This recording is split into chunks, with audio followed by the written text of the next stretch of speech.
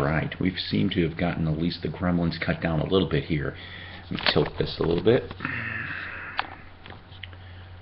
Welcome to episode 60 of Psycho's Platters. That's right, we've gotten to 60 at this point. Coffee is my fuel. We're doing this on an early Monday morning. I hope everybody has had themselves a great week out there in vinyl community. Before I get into this week's episode, which is more of the find, that's right, I just went and did a recent check on things on my subscriptions and such. I see, of course, I'm a little bit down in the subscriptions. I see some of the subscribers have disappeared. I don't know why. Maybe I guess I'm just not that interesting to some, but oh well.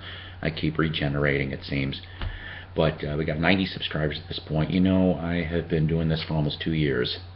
2 years? At least a year and a half. And I still have yet to get to the holy 100. Come on, guys, help me out a little bit here, huh? Just a little bit. Tell your friends, tell your enemies, tell your frenemies.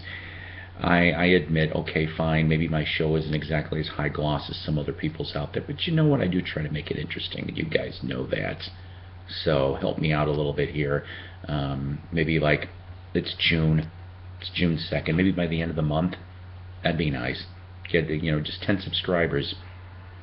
Get me to 100 by the end of June, please. That'd be beautiful. Anywho, this episode here, of course, like I said, episode 60, we're going more into the find of the stuff that I found. To start off here, this album, when it first came out in 1987, I was so waiting for this. George Harrison's Cloud 9, front and back. This pretty much would be the last thing he'd work on until 2001 when Brainwashed would come out. Hard man to pin down, but this album, I love just about every song off of here. It was like basically his last hurrah, really. Here's the inner sleeve, which I normally don't do, but you got nice, beautiful inner sleeves of pictures here. It does say, of course, for this band back in 1987, of course, you got George Harrison, you have Jeff Lynne from ELO and Traveling Wilburys, Eric Clapton, Elton John, Gary Wright from Spooky Tooth and his own solo career, Ringo, of course, you got half the Beatles on this album, Jim Keltner, a really good studio drummer, Ray Cooper also hung with George for many years, Jim Horn and Bobby Cock, KOK on the cello. Really solid album. And like I said, after that he would do a couple songs here, a couple songs there on Greatest Hits until the 2001 Brainwash release.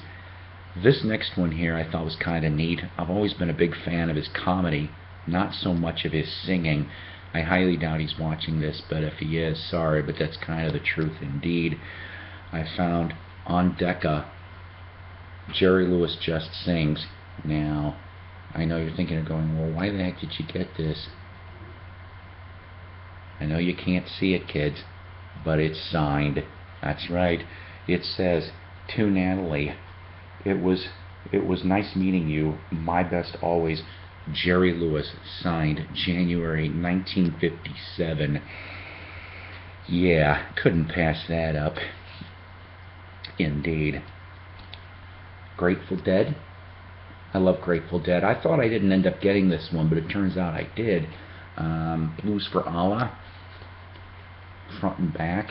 Now, this one here does come with the lyric sheet, and I know you mean it's the picture label, which I kind of like this. I don't know if I ever really remember seeing this. Of course, on Grateful Dead records from 1975. It's kind of funny that for some reason this one came with 2 copies of the same lyric sleeve. So, but I like the Grateful Dead, always have. I would have loved to have seen them live. The closest thing I have to any Dead-related stuff is I do happen to have Donna Godshaw's autograph. We'll talk about that another day when I do some signed stuff. Okay, this one here on Polydor from 1973. I have to confess, I have never seen this Cream album. It says off the top, and there's your front, there's your back. What I thought was kind of nice about this particular Cream release, to me, even though it doesn't say it, it appears to me it's a white label promo. But I've never ever seen this one, so maybe some people can help me out in regards to this particular release. Also, I've never had a copy of this, or have I ever seen a copy of this either. Maybe of course you guys have. I now want a copy of Eric Clapton's Rainbow Concert from 1973 on RSO. I mean, he pretty much had everybody here. Here's the gatefold.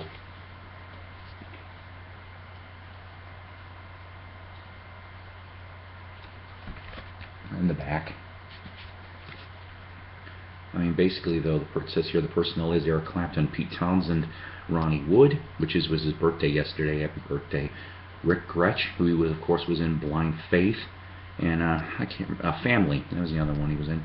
Steve Winwood, Jim Capaldi, both of them from Traffic. Bebop, also from Traffic on percussion. So this was the concert that, if I remember correctly, Eric was in hiding. He due to his moods and his lifestyle at that time. Okay, he didn't really want to do anything. Pete and a couple other people coaxed him into this one-off. He did the one-off concert. I'm told he did it fantastic. I can't wait to hear this. And then he disappeared for another at least year or two, pretty much from the public eye. I love old school Fleetwood Mac just as much as new school Fleetwood Mac. Somebody in the vinyl community posted a picture of this yesterday, which made me laugh. The best of Fleetwood Mac on reprise. Now, like I said before, I've never seen this, but my copy is a German import. Really, really nice. Of course, produced by Martin Birch. Martin Birch would go on later in his career to actually scale even more heights besides the Mac. He would end up working with Blue Oyster Cult. He'd be working with Black Sabbath, of course. I think even Deep Purple for a few of the albums too. So he was good standard back then. This one here, I showed this in our new Knights of the Round Table episode on jazz, but I thought you guys would want to see this. And quick little plug here, and I'll mention it again. Do subscribe to Knights of the Round Turntable. That's KNIGHTS of the Round Turntable. You will not be disappointed. New show filmed and edited as we speak. Dylan Jazz from the Gene Norman Group. I know you can't see because of the glare, but you even see some Dylan albums in the foreground of this thing. But things like All I Really Want to Do, Like a Rolling Stone, Hard Rain's Gonna Fall, It Ain't Me, Babe, Mr. Tambourine Man, etc., etc. On GNP Crescendo, Mine's a White Label promo. Actually, it says audition record. Yes. I had a friend of mine, Doug Fields, go off and tell me he's never seen a white label GMP Crescendo, and neither have I. That was kind of real cool. Alright, some more of the rest of the stuff. Now, as everybody knows, Neil Young had his backing band Crazy Horse. But most people didn't know that Crazy Horse actually did their own albums too without Neil Young. Yeah, this is the very first one here from '71, of course called Crazy Horse, but you had Ralph Molina, Billy Talbot, Jack Nitschke, Danny Whitten, and Nils Lofgren would show up courtesy of Columbia, because at that time, if I remember correctly, he was in the band Grin, and he would do this. Also, Ry Cooder also makes guest appearance as well. So it's kind of fun. This cover spooks me a little bit. Here's the front, there's the back, and of course it's on reprise.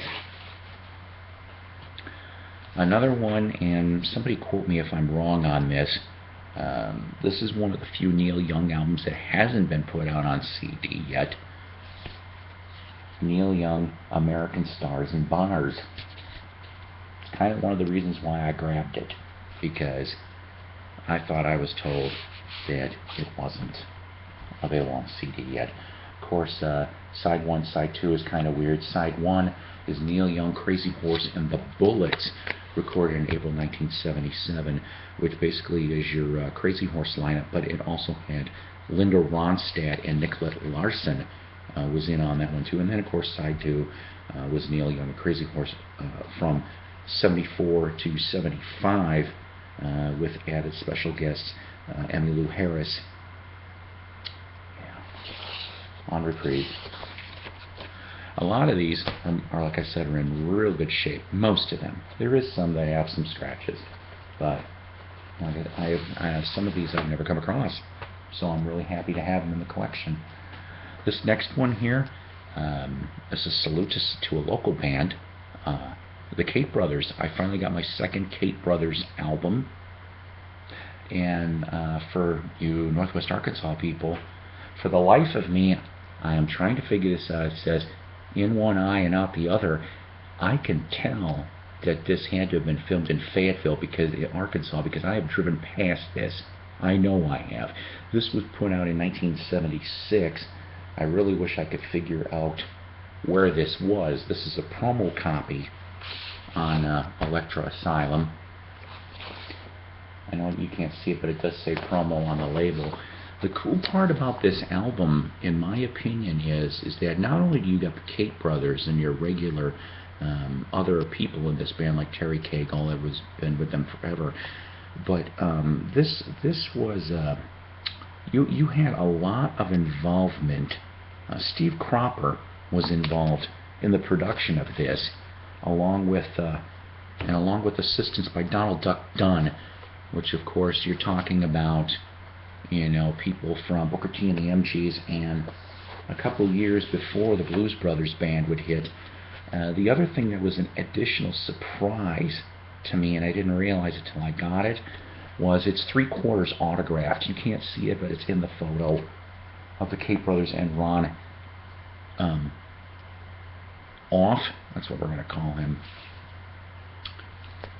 Geils Band, Bloodshot. I know, this album I always thought was kind of cool. This one's from 1973. Bill Seismic, who was also a big-time producer at that time. He would go on, he would work with the Eagles, he'd work with Jay Giles. But this one here, it's in Bloodshot Red. I love it. I love it, I love it, I love it. First time I've ever seen a red vinyl. I've seen it in black, I've bought it in black, but I've never seen it in red. So I'm happy I have that too, because I've liked Jay Giles for years. This one here, mid to late 80s, but I've never seen Kinks live from the road on Arista. It's an RCA Record Club edition. There's your label. From 87, that's right.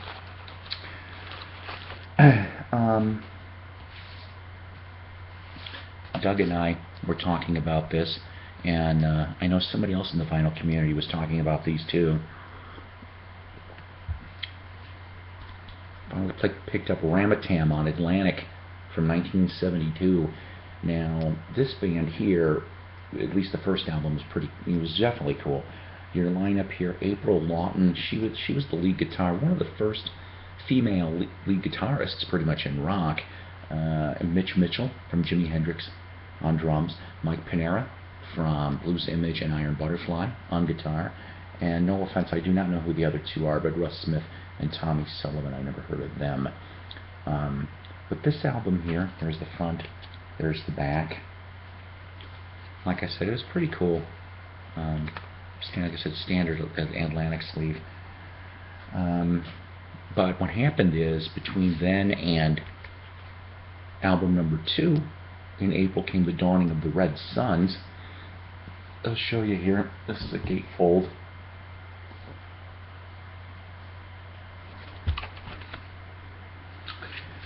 You pretty much don't see Panera and Mitchell on this thing. And I'm told, at least according to Wikipedia, because I researched this a little bit, that April Lawton tried to pretty much make it the April Lawton Band. She didn't really want anybody else to really, get her for this. So I just kind of thought that was a little bit odd. Basically, the other thing, though, that I noticed on here, excuse me, is that I see there's a picture of a guy by the name of Jimmy Walker. Now, if this, maybe Ronnie or somebody could help me out on this. This is from 1973.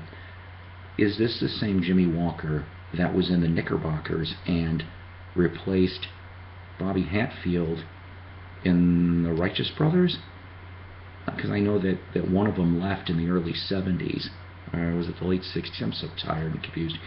But if this is the same Jimmy Walker, I didn't know that he was in Ramatam. And it's supposedly, according to Wikipedia, but like I said, I'm not seeing it listed in the credits here, but Mitchell may be on a little bit of this as well on the second one, but he pretty much was gone as well. This one here, I have never seen a copy of this. Great Moments Preserved on Record. Jimmy Reed, the legend, the man, from 1965. You know, anything on VJ and anything with Jimmy Reed I'm going to get. But the added bonus for me, for once, is actually this VJ inner sleeve. I don't get to find too many of these. I really don't. And it's in such great shape. And so is the record. It's beautiful. It's on a bracket VJ on this one. But I love his stuff. This is only the second VJ one I have in my collection of him. So, very, very happy to find this stuff. Okay. ZZ Top, I think this is the second album, Rio Grande Mud. It is a promo copy, and it's also got the little hole in it. I like the sleeve this came in too. Yeah, they still were using the old blue label even in '72. I think that's kind of cool.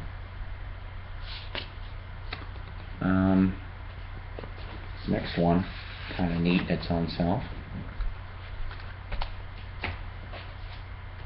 On Vertigo Records, Pato.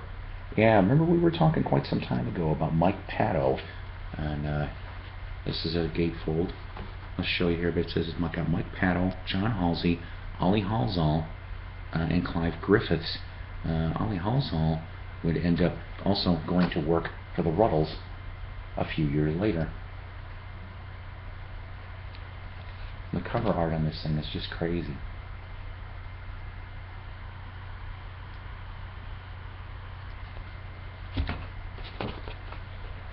But I'll pull this out for you guys. Nice, beautiful Vertigo. This one's from and I can't tell. I want to say it's like 73, 74. But whenever you come across a Vertigo, I snag it. It's just how it works. I'm almost done here, guys. Here's a band I never heard of. Fabulous Rhinestones on the Sunshine Records label. Gatefold.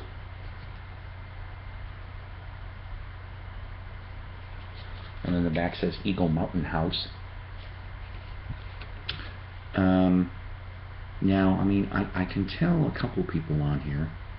You got Harvey Brooks. Now, Harvey Brooks, if I remember correctly, was he not in Blues Project?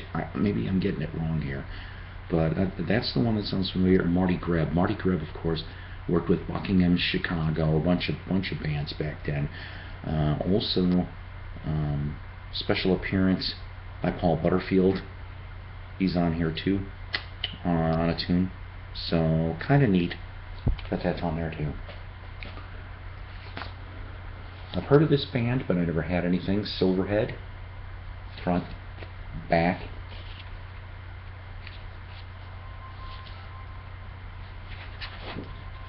And a quick gatefold.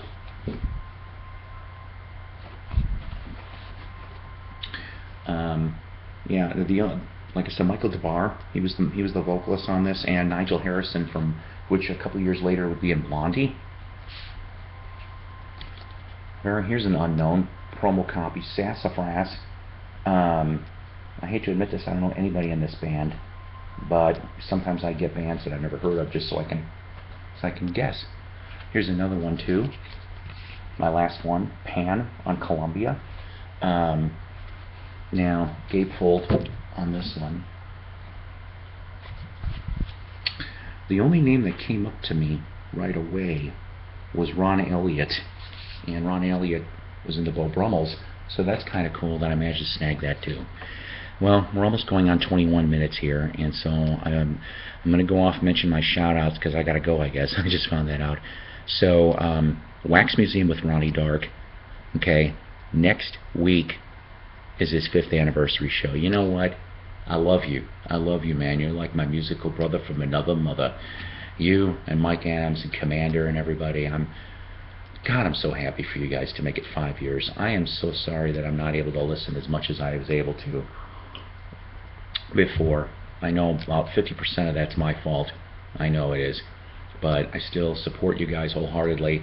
I am hoping to, if time allowed, I would like to pop a guest appearance on your show briefly on Sunday. It's coming up, 6 to 9 p.m. Central Standard Time. Go like him on Facebook and listen in at those time frames. Wax Museum with Ronnie Dark. You will not be disappointed. This man and his crew are beautiful at what they do, right out of Syracuse, New York. Fantastic stuff for Sunday night entertainment. And then right after that is Night Owl Lounge with Mike Adams, Best of Lounge and Exotica. I want you guys to go like and subscribe to him on Facebook also, please. Record Collector Magazine, Shindig Magazine, YouTube Vinyl Community. I always love you. I'm glad that you let me post the videos. Please, I need more subscribers here for Psyko, Platters. Also, like I said, Knights of the Round Turntable, KNIGHTS of the Round Turntable on YouTube and Facebook. Go subscribe to that. The channel on YouTube is Knights Talk. Hopefully our first part of the 3rd episode will be up hopefully sometime this week. I mean, it depends, you know. Our cameraman editor, who's good as gold, gets busy too sometimes, so you know, hopefully we'll get it that way. Thrifty Music Collectors Group, Tim, no, I didn't forget about you either. And there's just a whole bunch of other ones, guys. I love you all. I know I've had people go, where's Paul, where's Paul? I know, I've been busy and sick, but I'm okay now. So a couple life changes are going to happen in the summer here. New location by the end of summer. I won't be living in this place anymore. Yes. And some other fun life changes which I'll bring up in the next few episodes. I've at least got 2 more videos to make on the find here, so you'll have that for sure. Alright, you guys, take care. God bless. Rock on. I love you guys. Have a good week of crate digging, and see you soon.